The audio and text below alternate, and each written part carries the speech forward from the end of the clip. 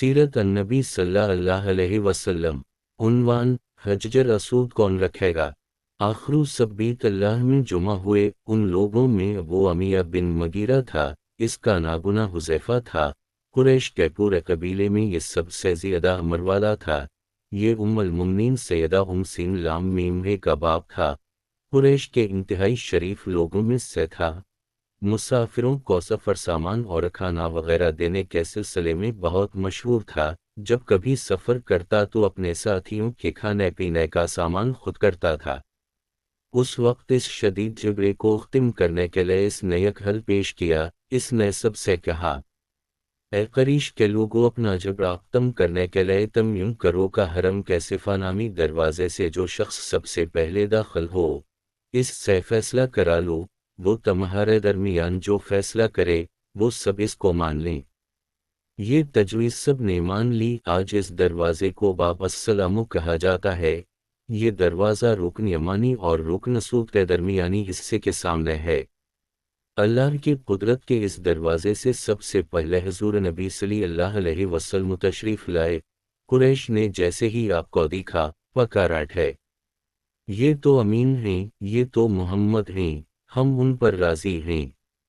और उनके ऐसा कहने की वजह ये थी कि कुरैश अपने आपस के झगड़ों के फैसले आप ही से कराया करते थे। आप किसी की बेजा हिमायत नहीं करते थे, ना बल्ला वजह किसी की मुखालफत करते थे। फिर इन लोगों ने अपने झगड़े की तफसील आपको सुनाई। सारी तफसील सुनकर आपने फरमाया, एक चादर ले आओ। वो लोग चादर ले आए। आपने इस चादर को बिछाया और अपने दस्तक मुबारक से हज्जर असूद को उठाकर इस चादर पर रख दिया।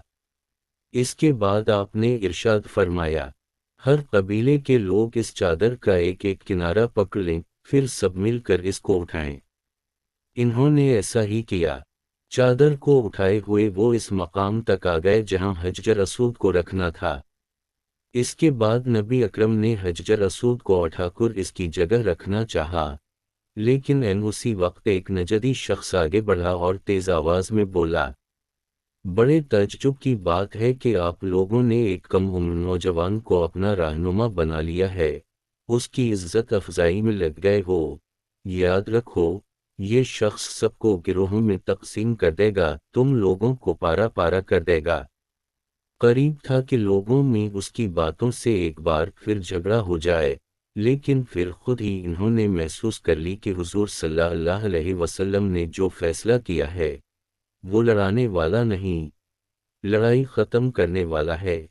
चुनांचे हज्जर असूद को नबी करीम सल्लल्लाहु अलैहि वसल्लम ने अपने मुबारक हाथों से इसकी जगह पर रख दिया। मौलिखों ने लिखा है, ये नजदी शख्स दरअसल इब्लीस था जो इस मौका पर इंसानी शक्ल में आया था। जब कबे की तामीर मुकम्मल हो गई तो कुरैश ने अपने बुतों को फिर से इसमें सजा दिया। कबे की ये तामीर जो कुरैश ने की, चौथी तामीर थी। सबसे पहले कबे को फरिश्तों ने बनाया था। बाज़ सहाबा ने फरमाया है कि ज़मीन और आसमान को पैदा करने से पहले अल्लाह ताला का अर्श पानी के ऊपर था। जब अर्श को पानी पर होने की वजह से हरकत हुई तो इस पर यह कलिमा लिखा गया, अल्लाह ताली के सिवा कोई माबूद नहीं, मोहम्मद अल्लाह ताली के रसूल हैं। इस कलमे के लिखे जाने के बाद अर्श साकिन हो गया। फिर जब अल्लाह ताली ने आसमानों और ज़मीन को पैदा करने का इरादा फरमाया तो उसने पानी पर हवा को भेजा। इससे पानी में मौजें उठने लगीं और बुखारात उठने लगे। अल्लाह ताला ने उन बुखारात यानी भाप से आसमान को पैदा फरमाया।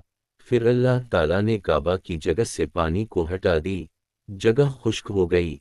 चुनांचे यही बेत अल्लाह की जगह सारी ज़मीन की असल है और इसका मरकज़ है। यही खुश्की बढ़ते बढ़ते सात बर्रे अज़म बन गई। जब ज़मीन ज़ाहिर हो गई तो इस पर पहाड़ कायम किए गए। ज़मीन पर सबसे पहला पहाड़ अबू कुबैस है। फिर अल्लाह ताला ने फरिश्तों को हुक्म फरमाया, ज़मीन पर मेरे नाम का एक घर बनाओ ताकि आदम की औलाद इस घर के ज़रिए मेरी पनाह माने गए। इंसान इस घर का तवाफ़ करें जिस तरह तुमने मेरे अर्श के गर्द तवाफ किया है, ताकि मैं उनसे राज़ी हो जाऊं। फरिश्तों ने हुक्म की तमील की। फिर आदम अलैहिस्सलाम ने खाना काबा की तामीर शुरू की। اس کے بعد حضرت ابراہیم علیہ السلام نے خانہ کعبہ کی تعمیر کی۔ اس طرح قریش کے ہاتھوں یہ تعمیر چوتھی بار ہوئی تھی۔ حضور اکرم صلی اللہ علیہ وسلم کی عمر مبارک 40 سال کے قریب ہوئی تو وحی کے آثار شروع ہو گئے۔ اس سلسلے میں سب سے پہلے آپ کو سچے خواب دکھائی دینے لگے۔ آپ جو خواب دیکھتے وہ حقیقت بن کر سامنے آ جاتا۔ اللہ تعالیٰ نے سچے خوابوں کا سلسلہ اس لیے شروع کیا کہ اچانک فرشتے کی آمد سے کہیں آپ خوف زدہ نہ ہو جائیں۔ ان دنوں ایک بار آپ نے سیدہ خدیجہ رضی اللہ عنہا سے فرمایا، جب میں تنہائی میں جا کر بیٹھتا ہوں تو مجھے آواز سنائی دیتی ہے، کوئی کہتا ہے اے محمد، اے محمد۔ ایک بار آپ نے فرمایا، مجھے ایک نور نظر آتا ہے، یہ نور جاگنے کی حالت میں نظر آتا ہے، مجھے ڈر ہے اس کے نتیجے میں کوئی بات نہ پیش آ جائے۔ ایک بار آپ نے یہ بھی فرمایا، اللہ کی قسم، مجھے جتنی نفرت ان بتوں سے ہے اتنی کسی اور چیز سے نہیں۔ وحی کے لیے آپ کو ذہنی طور پر تیار کرنے کے لیے اللہ تعالیٰ نے فرشتے اسرافیل کو آپ کا ہمدم بنا دی تھا۔ آپ ان کی موجودگی کو محسوس تو کرتے تھے مگر انہیں دیکھ نہیں سکتے تھے۔ اس طرح آپ کو نبوت کی خوشخبریاں دی جاتی رہیں، آپ کو وحی کے لیے تیار کیا جاتا رہا۔ اللہ تعالیٰ نے آپ کے دل میں تنہائی کا شوق پیدا فرما دیا تھا، چنانچہ آپ کو تنہائی عزیز ہو گئی۔ آپ غار ہرا میں چلے جاتے اور وہاں وقت گزارتے۔ اس پہاڑ سے آپ کو ایک بار آواز بھی سنائی دی تھی، میری طرف تشریف لائیے، اے اللہ کے رسول۔ اس غار میں آپ مسلسل کئی راتیں گزارتے، اللہ کی عبادت کرتے۔ کبھی آپ 3 راتوں تک وہاں ٹھہرے رہتے، کبھی 7 راتوں تک، کبھی پورا مہینہ وہاں گزار دیتے۔ آپ جو کھانا ساتھ لے جاتے تھے جب ختم ہو جاتا تو گھر تشریف لے جاتے۔ یہ کھانا عام طور پر زیتون کا تیل اور خشک روٹی ہوتا تھا، کبھی کھانے میں گوشت بھی ہوتا تھا۔ غار ہرا میں قیام کے دوران کچھ لوگ وہاں سے گزرتے اور ان میں کچھ مسکین لوگ ہوتے تو آپ انہیں کھانا کھلاتے۔ غار ہرا میں آپ عبادت کس طرح کرتے تھے، روایات میں اس کی وضاحت نہیں ملتی۔ علماء کرام نے اپنا خیال ضرور ظاہر کیا ہے۔ ان میں سے ایک خیال یہ ہے کہ آپ کائنات کی حقیقت پر غور و فکر کرتے تھے اور یہ غور و فکر لوگوں سے الگ رہ کر ہی ہو سکتا تھا۔ پھر آخر کار وہ رات آ گئی جب اللہ تعالیٰ نے آپ کو نبوت اور رسالت عطا فرما دی۔ آپ کی نبوت کے ذریعہ اپنے بندوں پر عظیم احسان فرمایا۔ وہ ربیع الاول کا مہینہ تھا اور تاریخ 17 تھی۔